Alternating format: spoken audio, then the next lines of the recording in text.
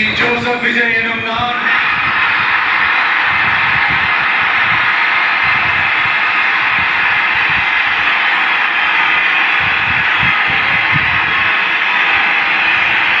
சட்டப்படி அமைக்கப்பெற்ற